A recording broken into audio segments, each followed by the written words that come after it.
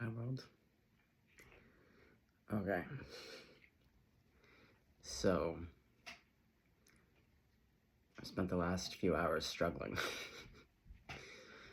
um, and so, I've been sitting here because I was like, well,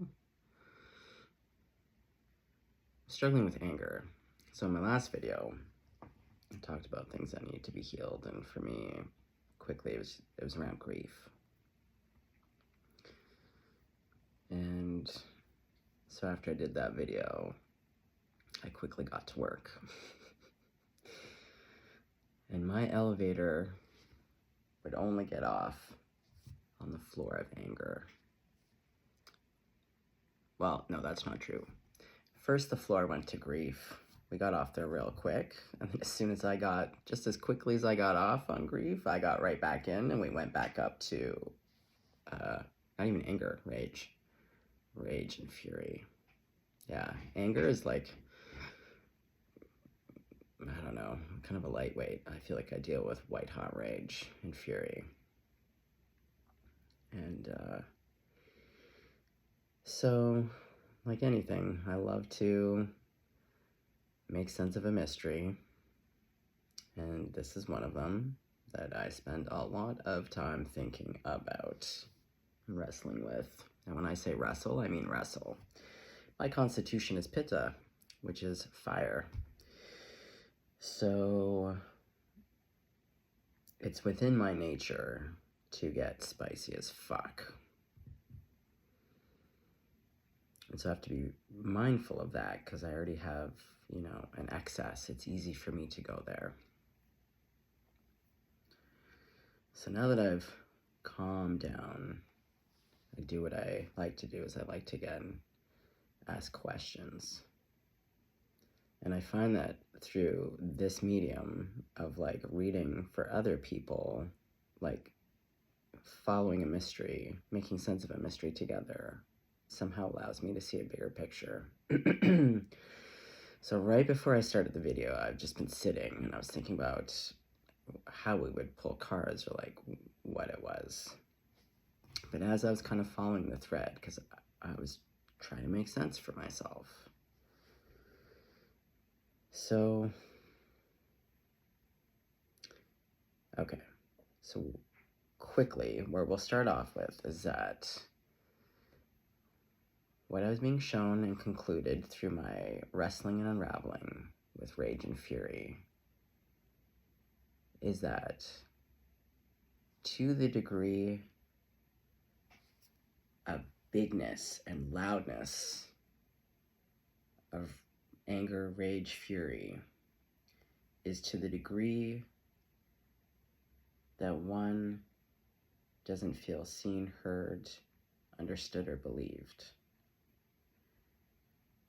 But I was just saying in another video that when someone has to prove themselves, it's because they either don't have it or they don't believe that they have it. Because when something just is, it just is. And it just shows up because it's already in action. It's already in motion. It doesn't have to be, it just is. It's already doing its thing. So I was thinking about that because, and we're gonna run with the example of like rage and fury, and like, we're gonna use an example here. And I do, like, now that I've really explored all facets of my anger, rage, and fury, it's big, especially when I'm alone. It's big. It's big. It's big. And it's loud. And again, I keep it to a safe container. It's just for me to explore in the safety and confines of my aloneness. And, no one's around me, like it's not unsafe, But is it loud and big? Yeah. So I was sitting with that. I was like, okay, so, and then again, while I was in the washroom, looking at my face in the mirror, One of my favorite teachers, beautiful old lady, she reminds me of my grandma. She popped up with a short, and she was saying something to the effect of, like, our reactions to people when they don't see us accurately. Because she was saying, like, if someone comes up to you and says, like, you're from Mars and you have two heads, and, like, you know, like, she's giving an extreme example of something that clearly is, like, not true. And so she was saying that, like, with that example, like, you would just laugh it off and be like, okay, like, yeah, I'm from Mars, I have two heads, and my skin's purple, okay, like, you don't take it seriously. So why is it then, in the same breath, when we have a reaction to something? So basically she was saying is that either we're having a reaction to either what someone's saying or doing to us because there is either truth in there, or we believe that there's truth in there. It doesn't have to be accurate, but if we believe or fear that there's truth, you know? So I was thinking about that. And then going back to this example of, like, bigness, having to be big in your anger, because anger and rage, again, it's about setting a boundary. It's supposed to be protective. But I was thinking about, again, going back to proving. So for instance, if I was really mad at you and I wanted to threaten you, if I got real loud and angry and fury and I screamed at the top of my lungs, I'm gonna fucking come for you and I'm gonna cut your fucking head off with a fucking spoon, you know? Yeah, there would be an intensity, and maybe you would believe that. But picture then someone calmly and quietly sidling up to you and whispering in your ear, I'm gonna cut your fucking head off with a spoon. Do you kind of see the example here, what I'm trying to go with? And yes, it's a little bit violent and spooky, and we're not, you know, but it's more to the point of, like, it's like confidence in knowing something, again, where it's not, the volume isn't required. You can say something really quiet with the self-assuredness. And even Asha, going back to the spiritual teacher, she had said that too, that, like, in all her years of living in spiritual communities and, like, conflict with people, her cue is that as soon as her voice starts to get really high and shrill, you know, again, volume, that's her cue to be like, oh, probably not in alignment with my highest and greatest self right now, to be, again, communing. So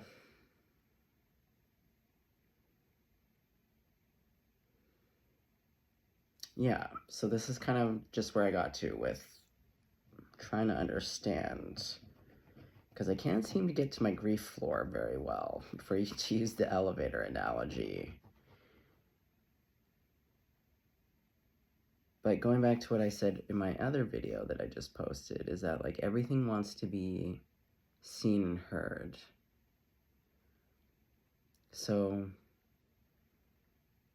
there's obviously something within me that, and yeah, like, to the proportion that I do not feel seen, heard, understood, and believed is why I have the volume of rage. But my issue for my own self with rage and fury, and I've always said rage and fury and anger always have a seat at my table, so long as I know how to harness them, because they can be amazing at taking your chariot to great places. But unharnessed, rage, fury, my two little horses, because again, anger, that to me is not, for me it's rage and fury, and it's always around injustice. Those two for me go hand in hand. It's the thing that I try to work on the most. But rage and fury, if unchecked and not harnessed and not all eyes on the prize, it is a very quick stop to hatred. And the one thing I'm very clear about as I navigate my life in these very tumultuous times with these very extreme lessons that I'm learning. Everything is about exemplifying my belief system. And there's a lot of ascended masters, there's a lot of gods and goddesses, there's all types of faiths and spiritualities, but for the most part, there's the thread of love. And Jesus really talked about it. He's just like, do not become the things that you hate. And hate, if we're going to use biblical terms here, like hate begets hate. And that's what I keep going back to with the state of the world. Our inner world reflects the outer world. And there's so much hatred right now. And all we've been doing since the beginning of time is like raping and killing each other and like torturing each other.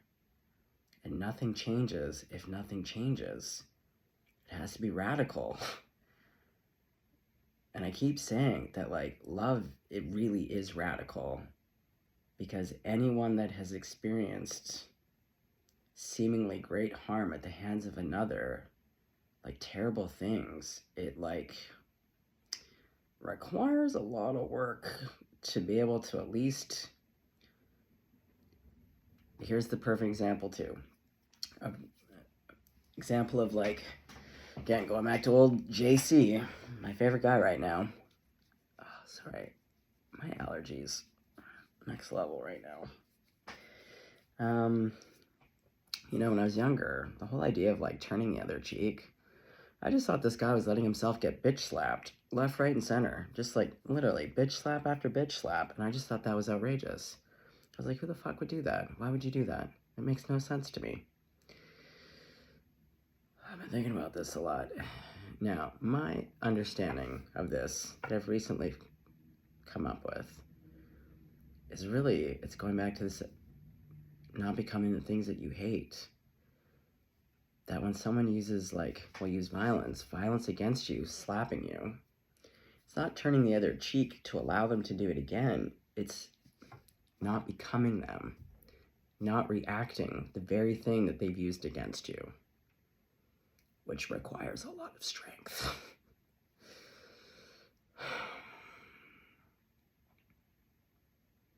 So, I'm in this interesting place because not just in my life, but again, the macro, the world, there are seemingly things that seem justifiable to be outraged, to be furious.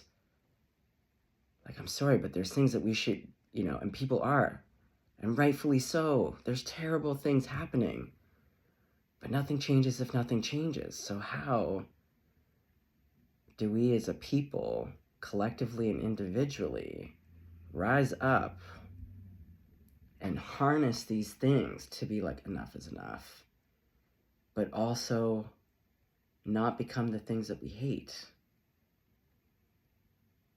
That's a pretty, and to be honest, I find this in-between state kind of fucking terrible to be in. It's really challenging.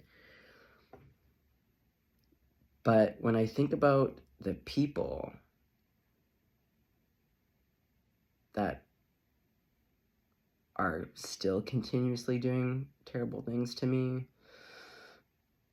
where every day it seems like I have to rise to this occasion, but I'm like, well, what I know to be true in my heart of hearts, and it's the thing that I've been saying since I was a kid, is like, I don't want to be these people.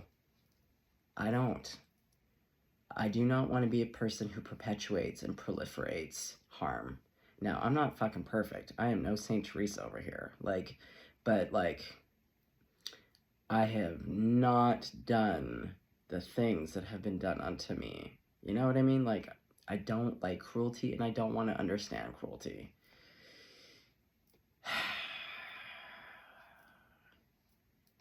But there's something about the justifiable, because it's like everyone believes that they're right.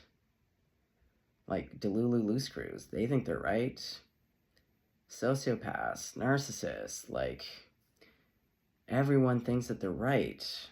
So one could argue that everyone feels justified in the things that they do, because also everyone wants to survive. And a lot of the things that people do is some form of survival, of being seen and heard, because at the end of the day it comes about, you know, feeling empowered. People who do terrible things, they clearly are baby Voldemorts who do not know that they are their own light, that they are empowered. I don't know. So, okay, well that was a bit of a wrap. But basically, I wanted to catch everyone up to speed. Again, this video is not going to be for everyone. But I believe in demonstrations, and I believe, like, showing the process of, like, what does the work look like? You know? And this is the really funny thing, in that not ha-ha-ha way.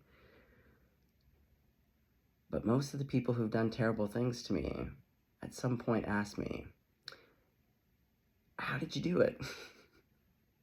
How did you get to be so loving? How did you turn out this way? By doing the fucking work.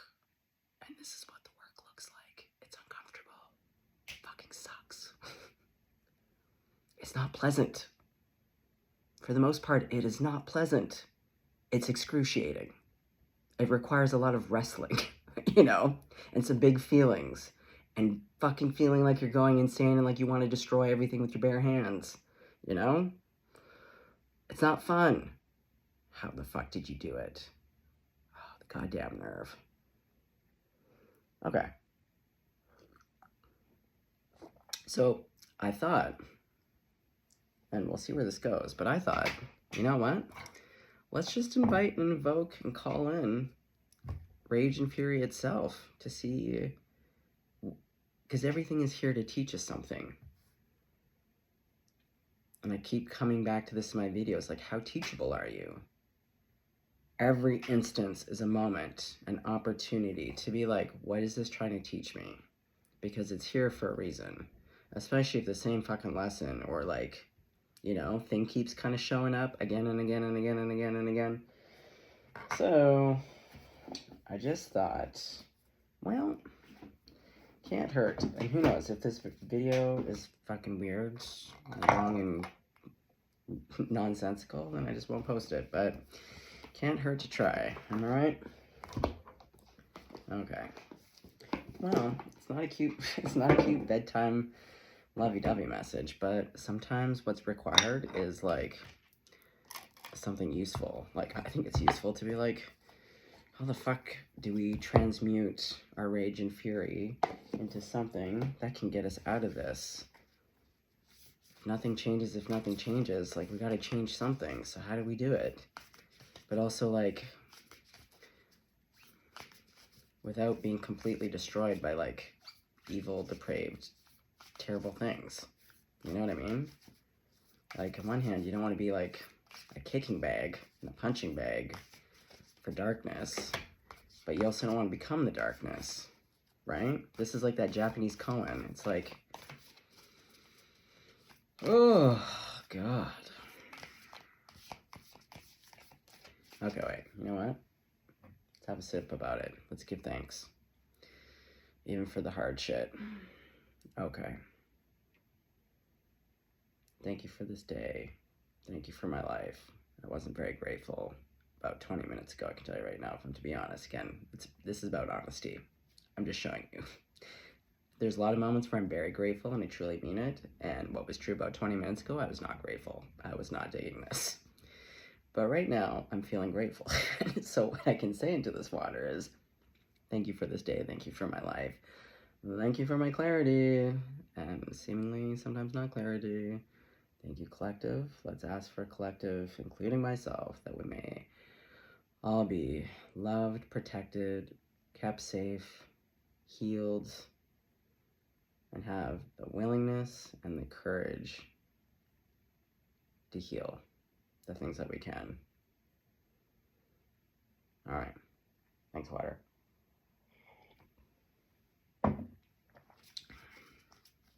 Okay. So, Anger, rage, and fury.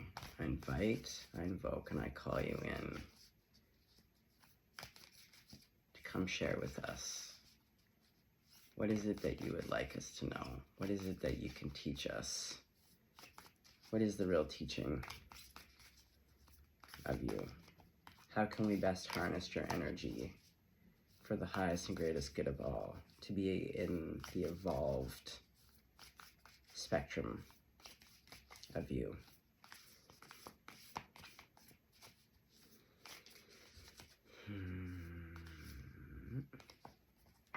Okay, well, got a couple people. Too many things going on over here. Okay.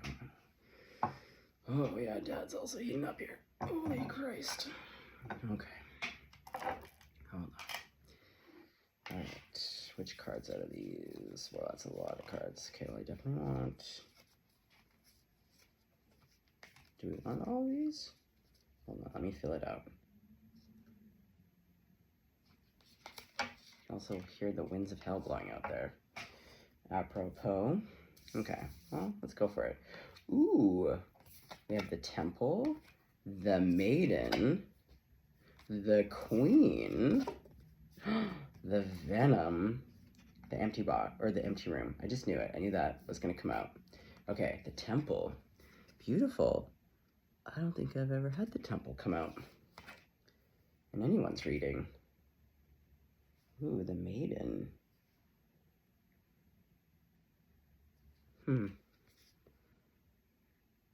Got some roses. I feel like she's covering her nipple, and then I do feel like these are nipples. Okay. Well, we all know that the world really hates nipples. It's so crazy that the nipple is that powerful. Isn't that crazy? It's not even the breast, it's the nipple that just sends the patriarchy into just a real knip shit. Okay. Here we go. Got the Queen. Okay. Old Venom. Yeah. Clearly there's going to be a great message in there. And I do love the Empty Room. Again, the silence. This one comes out a lot. Okay. We have Empty Room. Now, we're also going to pull some tarot cards, but I think I'll read these first. We'll get a finger on the pulse. I'm really loving this Temple card. Oh, that's the thing. Even when I get furious, I still somehow always do find myself back in the Temple. Oh, I'm gonna have to apologize to the spirit team after this, because like I said, I fight with them all the time. I do. I do. It gets spicy. I feel like they can handle it, though. They knew what they signed up for. They know what I'm about.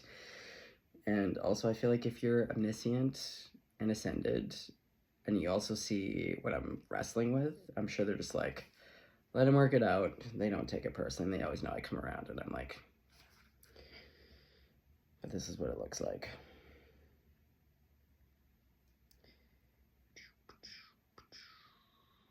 Temple? Where you be? Okay, where are you? No. Tempe Templeton. Oh, just like Ninja Turtles. Templeton the rat. Maybe there's something there for you. Oh, I took my eyes off the prize. Where'd you go? 141. Tempe Templeton. The temple, the sanctuary, the shrine, the altar. When we think of the temple, we often envision an architectural structure in a far-off land.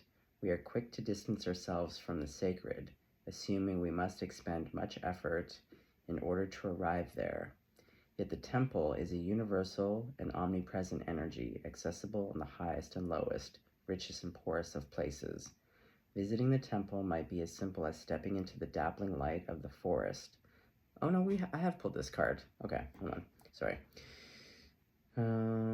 Slowly and sensuously kissing a lover, or closing your eyes to travel inward. This card is a call to re-examine what you pay homage to and what you reject.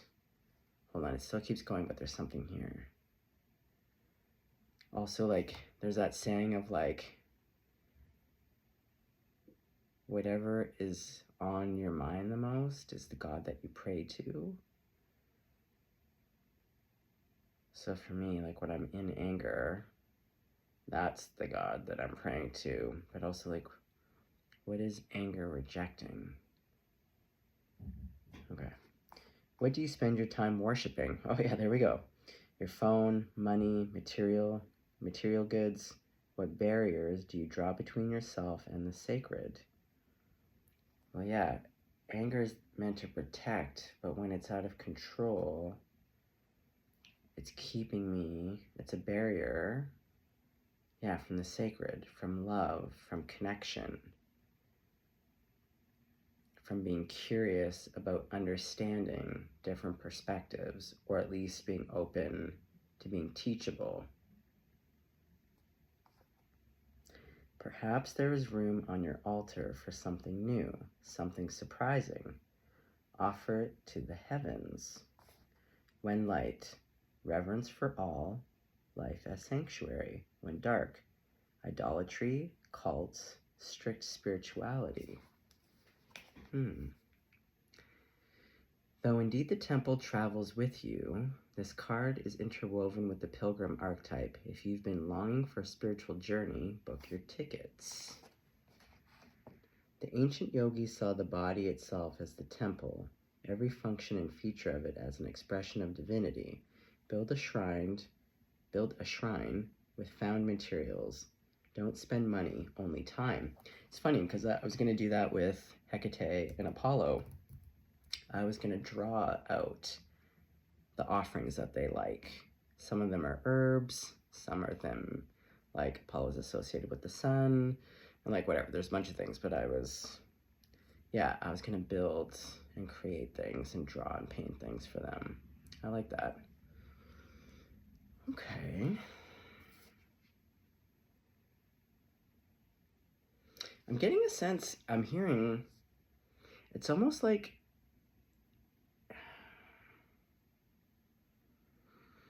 again, like, just even this conversation of inviting anger, like a proper invitation. Because when it catches you unsurprised, why am I adding D's at the end? When it catches you by surprise, then it's like it becomes your focus, the God of the moment. But if you build an altar to it, to acknowledge it, and to allow it to have a voice, it doesn't have to yell. It can speak quietly to you.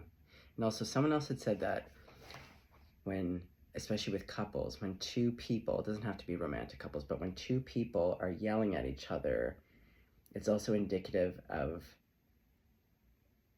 the worlds apart between them, the distance. You know, like, you can be standing face to face, but if you're both screaming at each other, because again, not being heard, it's like they could be literally 8 miles away, so you have to yell so that they can hear you. Yeah, if you build an altar, building an altar to not only the things that you're afraid of, but the things that you struggle with. So they have a platform, and they feel special. They don't have to yell, and they don't have to catch you by surprise. Wow. I like that. Very interesting. That's a bit more of a creative solution. Interesting. Okay. The Maiden. 77, which is the year of snake.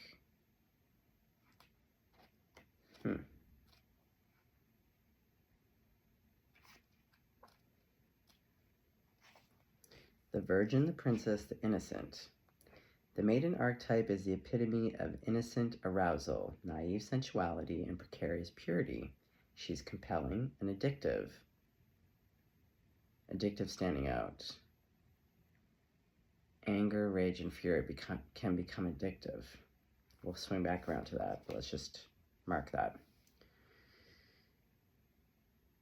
because of her flawless and youthful glow. She's the first archetype in the trifecta of Maiden, Mother, Crone, which is also very Hecate. And I was working with Hecate when I was getting spicy, but then I was too spicy to actually talk to Hecate, so I had to leave the conversation. And with the Queen, even though it's not the mother, but I feel like she's hanging out with us. Thanks, Hecate. Sorry for my spiciness. Maiden, Mother, Crone, and rightfully so, because she has oh so much to learn. Oh, the Maiden. We have oh so much to learn. Yeah, when you're in that kind of rage and fury, again, being teachable, you have a lot to learn. The Maiden is perfectly positioned for trouble to come her way and subject her. Yeah, when it's not harnessed, you're really opening yourself up to trouble, am I right? Because again, it's when you don't have the reins, they can just take you everywhere. And we see that. That's when, when unchecked, there can be things like violence or words said that you can't ever take back. Yeah,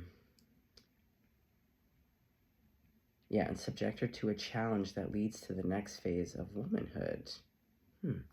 She must grow up, yet hesitates at the threshold, enamored by the charms of youth. The Maiden represents the side of us that is riveted and curious, drawn to shadowy forests, dark nights, and taking just one taste of poisonous fruit. And we do have the venom underneath. Well, in a way, anger, rage, and fury, and hatred, I keep saying it's like the newest drug. It's very addicting. And it's also because it's very easy. It's way easier to go into hatred, rage, fury, anger, righteous indignation than it is to it takes way more courage, strength, composition, steadfastness to choose the higher road. It's not easy. It requires great effort. Yeah, the things that are the most addicting are the most accessible, right? They're easy. It's just boop, Her magic is edgy and includes both shame and delight. Let yourself fall down the rabbit hole, young one. When light, curious, enchanting, sensual, full of vitality. When dark, pretends, projects, denies, fantasizes. Do you long to be rescued by another or receive a kiss that brings you back to life? Be wary of waiting for a prince. Break the spell of your own life. Moving from the maiden to the mother is challenging, often leaving unresolved tensions between the two archetypes for years, if not a lifetime. It's almost like, yes, okay. So anger, rage, and fury are like the maiden because, again, the next stop on the elevator would be grief, which would be the mother. And the next stop after grief, I'm guessing it's a more evolved, either, love or acceptance, something, right? Which would be the crone. Okay, because then now the next one is the queen. Huh. Okay.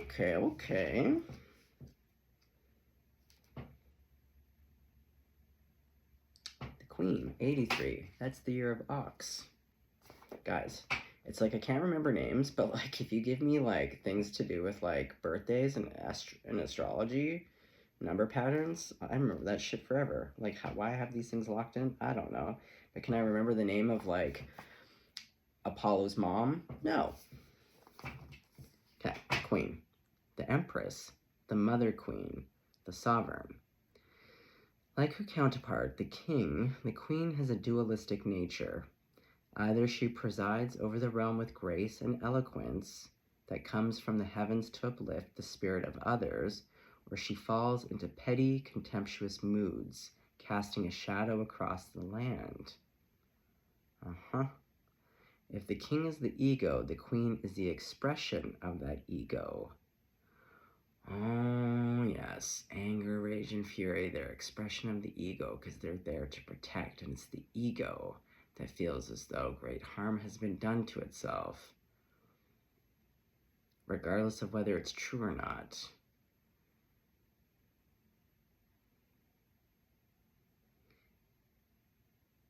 She is the lotus's bloom, the dancers, oh God, the dancers bow. The moon's radiant reflection. When the queen is seated in her rightful and righteous, again, keyword righteous indignation. In her rightful and righteous place, she is patient and forgiving. She waits for the grace of God and Goddess to move through her, striving and grasping for nothing. To be the benevolent leader, to embody the queen, is to settle into deep trust, resolve, and power. The royal queen fears nothing, for divinity itself cradles her heart. Oh, yeah. Yeah. It is about deep trust, resolve, and power.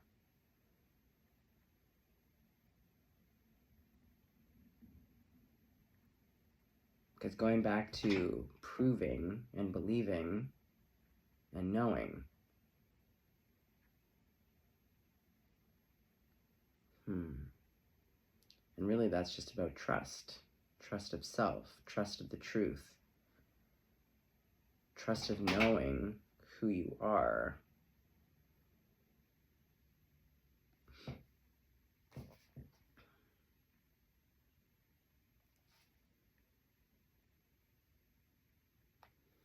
The queen does not accept the hand of a prince, but claims the throne, knowing the king draws near. She is a magnet for the fully embodied masculine, and entertains nothing less.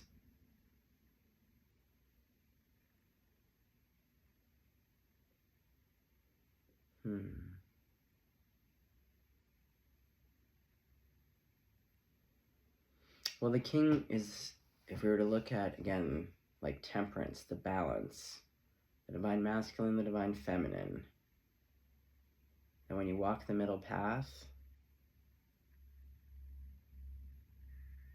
no matter what comes at you, whether it be right or wrong, doesn't matter. When you know yourself, and you know from where you come, and you know of your own power, just like Asha said, it doesn't matter if someone says, oh my God, you have purple skin, you're from Mars, and you have two heads. Like,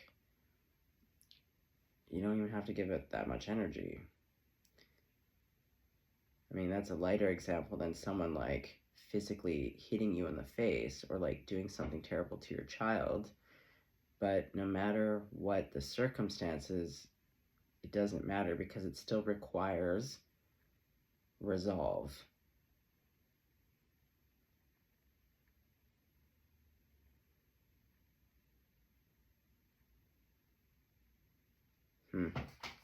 Okay. The Venom. 191. 91.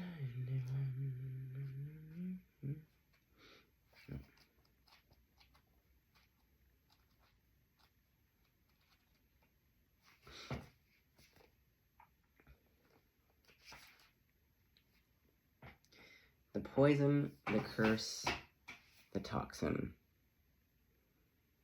Much to our dismay, the venom is always lurking in the shadows in one form or another.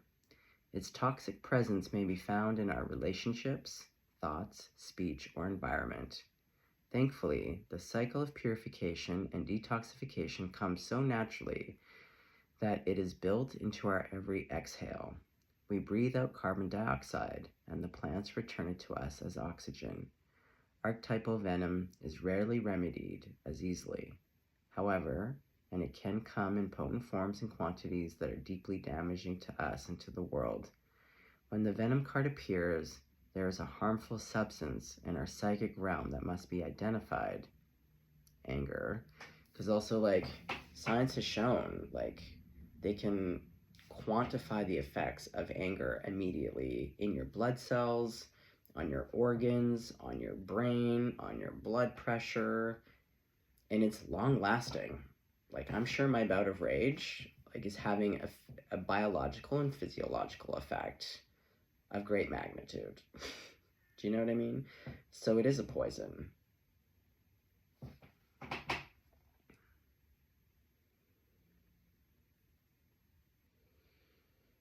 Perhaps your words have a sting of poison about them. Perhaps a relationship is slowly draining your reserves. Acknowledgement is the first step. Change is the second. The remedy will reveal itself in time, and with it, forgiveness. When light, self-realization through suffering. When dark, unwillingness to find a solution or forgiveness.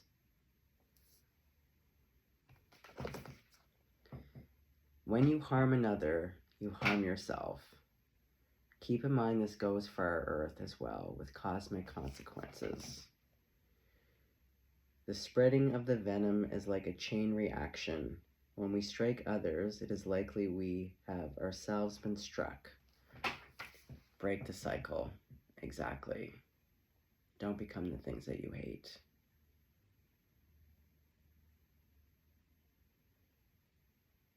Wow.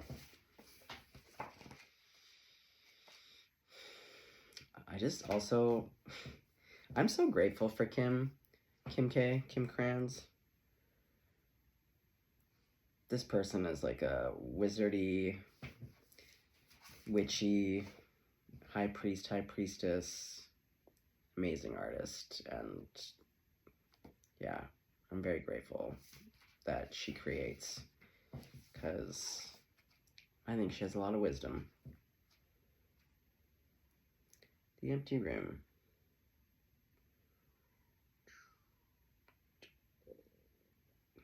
Where are you? Empty Room.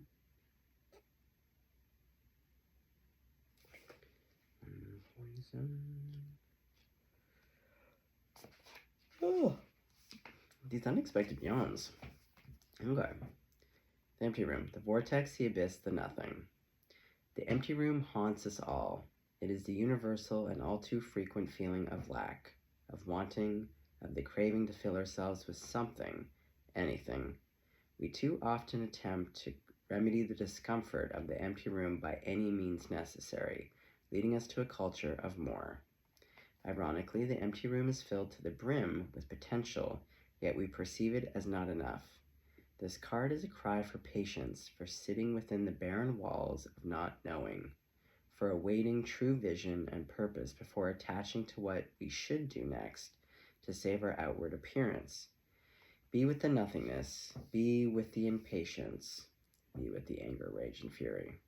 I inserted that. The empty room has immense power. Let others wonder what you are doing. If you can settle into the magic of emptiness, you will soon hear its whispers of wisdom. A day of silence is a surefire way to harness the power of the empty room. The archetype of the empty room is also portrayed as the hungry ghost, always feeding and never satiated. And to be honest, I feel like that can apply to rage and fury. It's a looper, you know? I see it within myself. I keep coming back. For me, it's always about injustice. It's a theme in my life.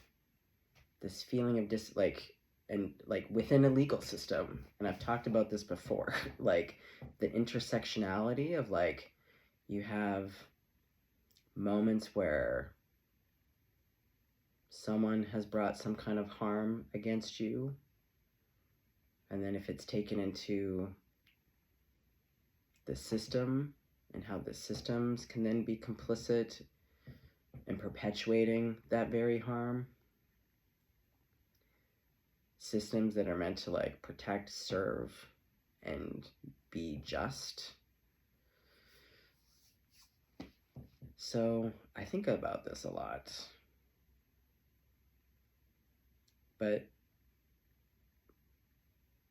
everyone just keeps saying, because especially narcissistic abuse, and this is one because the one thing that always gets used as a weapon is the courts. It's like narcissists love it. It's a breeding ground for them. They just keep you locked in the courts. They want to like drain you of money, time, resources, and yeah.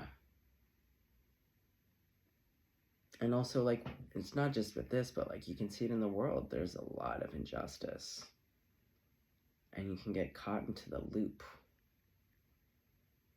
But again, that loop it's keeping a barrier. It's like the venom. It's keeping you from the real good stuff.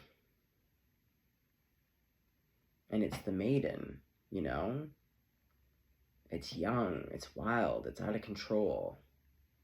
It's not like the queen, who again has resolve, trust, faith. Again, knows how to work with the empty room. Waiting, listening, being teachable, not being in reaction.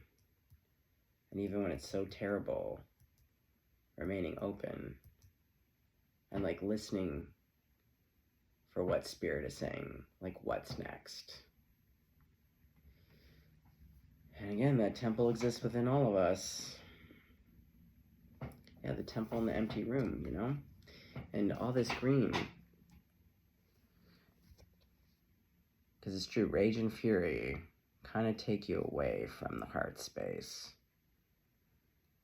And when you bring harm against another, you bring harm against yourself. Don't become the things that you hate. So in order for me to not be like any of the people who have done or continue to do the things to me, I can't be in reaction. Again, when they're slapping a cheek, oh man, and we all know what that's like. Someone slaps your cheek, you just want to, you don't even think about it. You're just like, what the fuck? Come again? You just slapped my cheek? Oh fuck. Here's a high kick. But again, historically, we can see by like scientific methods, like this isn't working for us. It's not cute and demure. It just goes on and on and on. Nothing changes if nothing changes. It requires great effort. Because hate's cheap and easy. It's like, again, like that dollar store chocolate bar. Oh God, and I'm always hungry. Man, when you're hungry and like sugar, nice old sweet treat, it's right there. Again, get the dopamine and the serotonin just blinging. Ding, ding, ding, ding, ding. Again, it doesn't require much effort. You just stop it, you pop it, you just, eat it. Whereas a bit more time and effort would be like driving to the grocery store, perhaps picking up some proteins, some whole foods, and then driving home in traffic, and then getting the kids out of the car, and then making the supper, Effort. And then usually you're a little bit hangry, so then you have to like regulate yourself while you're being overstimulated. Effort. Resolve.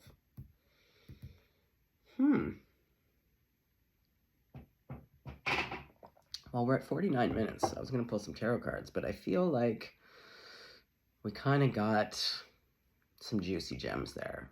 I don't know. I feel like I did. And I'm not spazzing out. So perhaps that was useful for the collective. Well, gang, for any and all who, watch this with me, what's so funny is that I have this weird thing going on in my ear, but it's like, it's kind of plugged a little bit. Not in the way before where I had an ear infection, but to me, it's speaking to like, there's something I don't want to hear. How teachable am I right now? Well, I was teachable enough to like calm down enough to be like, again, get curious, to ask questions. And you know what? That's better, I think, than most sometimes do. So, again, I'm not perfect. It's messy. Doing the work sucks. You know? I've never said it's enjoyable. Is it worth it? Yes. 100%. I will always stand by that. Doing the work is absolutely worth it, but is it fun and enjoyable? No. Like, make no mistake about it. Like, please find me someone who is like, oh, I really dug deep into like the trauma, the hard feelings, the fucking endless nightmare stuff, and it was delicious. I've not found one person that's been like, I dealt with my debilitating depression, or like, yeah, like debilitating traumas and like my fucked up patterns, and it was so fun. I was like riding on a roller coaster, arms up. Like, no one's saying that at all.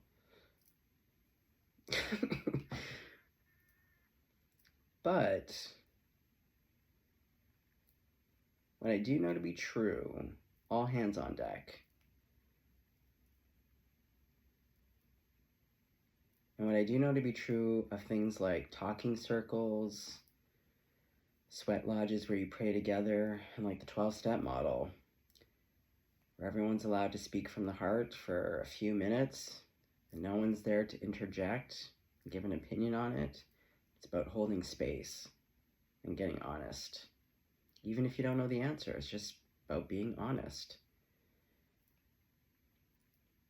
And honesty is a prayer unto itself, is it not? And it demonstrates for other people. And we all need to hear our stories in another. We need to see representations of ourselves. That's why things like art, music, literature, but storytelling is so important. We need to hear our stories and other people's stories because it shows us the way. I was just listening to the Gnostic teachings of Jesus after I was spazzing out a little bit. And he got to the part of where Jesus was saying something to the effect of like, you don't take a lamp, an oil lamp, and put it under a big dry bush. Nor would you go light your oil lamp and then just go stick it in the furthest, darkest corner of the basement where no one needs it.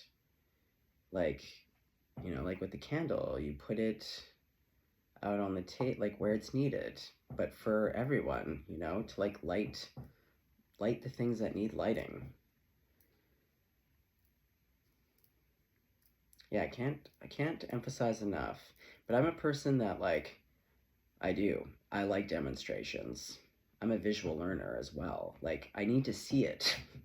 And I've always looked to people who had similar stories. And even in the last like 10 years, I ask people all the time. I'm like, in your darkest of darkest moments, what got you through?